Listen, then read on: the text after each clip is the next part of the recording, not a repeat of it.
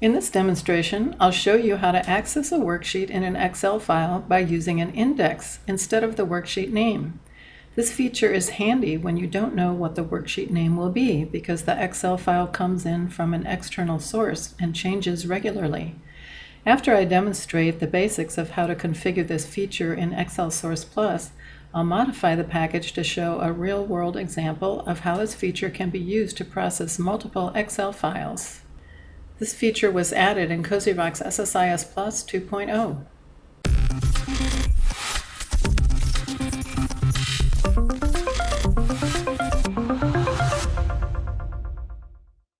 I've already configured the connection managers for the package, so the Excel connection manager will be used for the source file, and then the OLEDB connection manager is of course used for the SQL Server table that we're going to copy the data into.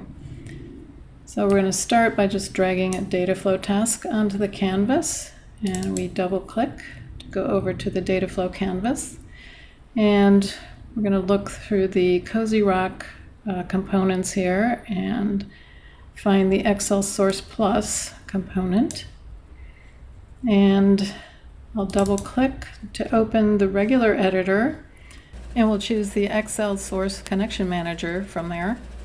And then we're not going to choose a worksheet, even though there is a name on the worksheet and we can see that now, but the case we're trying to set up to handle is where you get a new file every day and that worksheet name could be different from one day to the next. It's coming from customers or something.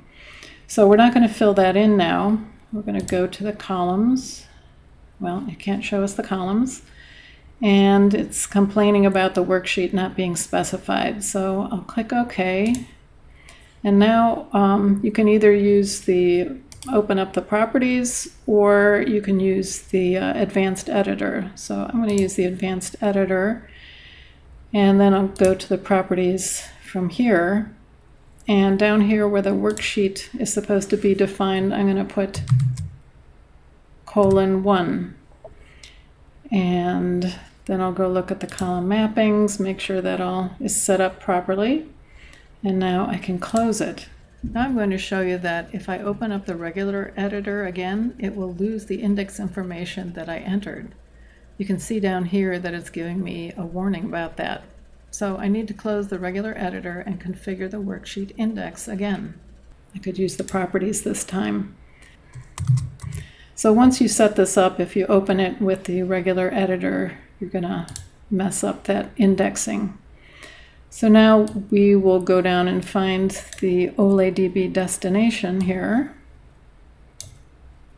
And we'll connect the arrow. Double click to open that, and this we configure the same way that you've always configured it, of course. And we're going to copy that into the write data to tax data table. And we'll make sure it's empty, and it is. And it has all the correct columns there. So we'll click on mappings so that the mappings from the input columns get mapped to the destination columns. And then we click OK. And now I'm going to save the package. I'll go over and show you in Management Studio that we have all the columns set up there and no data, no records in there in that table. And now we'll execute the package.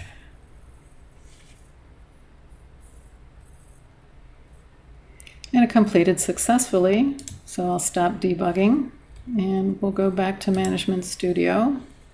And now we'll see what's in the table, and there's all the records that got copied over correctly.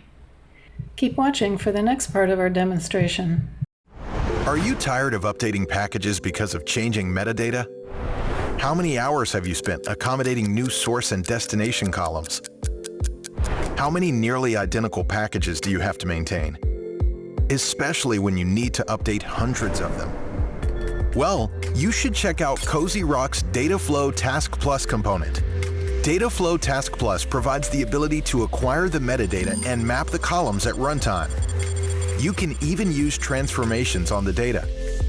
Just add the changes at the source and destination, execute, And Dataflow Task Plus will handle the process of extracting, transforming, and loading the desired columns from the source to the destination, without a need to change the existing package. It works with any standard SSIS Dataflow components, transformations, and application adapters. No more manual package updates. Design your SSIS data flows with Dataflow Task Plus and save hundreds of hours. A vision of completely metadata-driven processing is now possible. Download COZYROC's Dataflow Task Plus from COZYROC.com. It's free for testing and development within Visual Studio.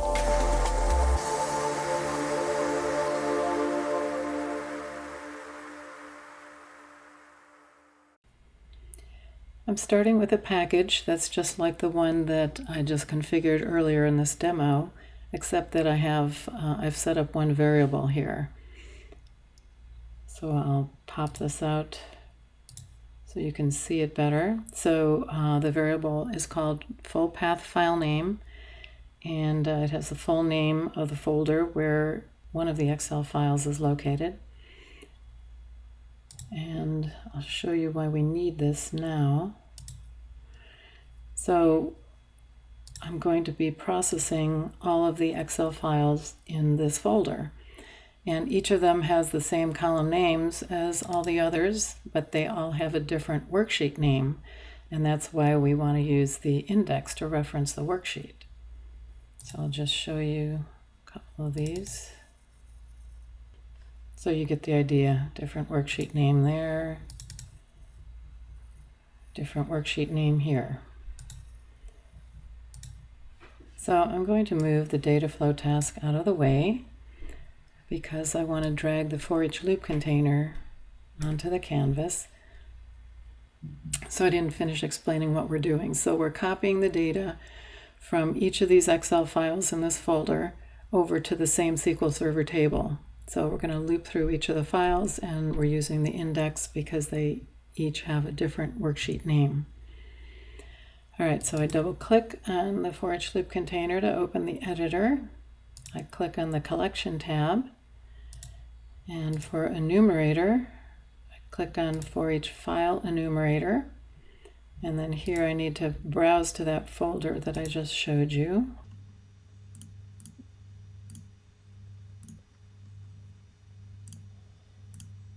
And then here I'll say pick up each of the files that ends with XLSX.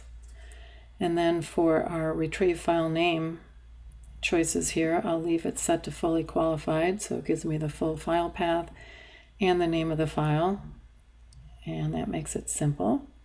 And then I'll go to variable mappings, and I need to set it up so that it knows what variable to put the full file path and name into. And now I'll drag the data flow task inside the for each loop, and I'll double click on that, and just to show you again, we still have that worksheet index set up.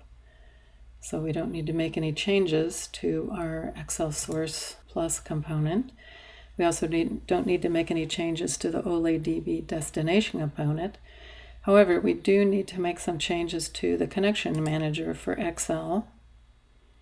And so we'll go to the properties, and because we're going to be processing multiple Excel files, we need to set retain same connection to false.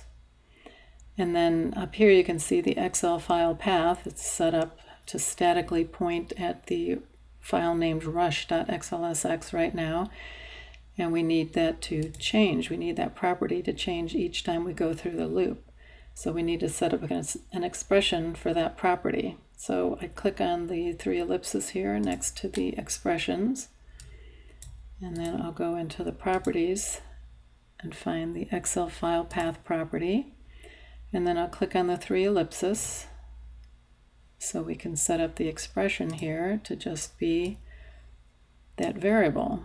And I'll click on evaluate expression. There you can see it's pointing at the Rush Excel file, and we click OK and close the properties, And now I'm just going to save the package, and I'm just going to go back to the control flow canvas and execute the package.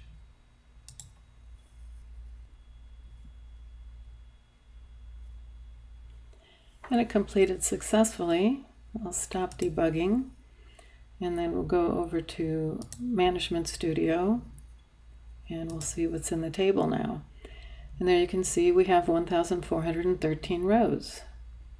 Thank you for watching. If you'd like to follow us on social media, here's how you can do that.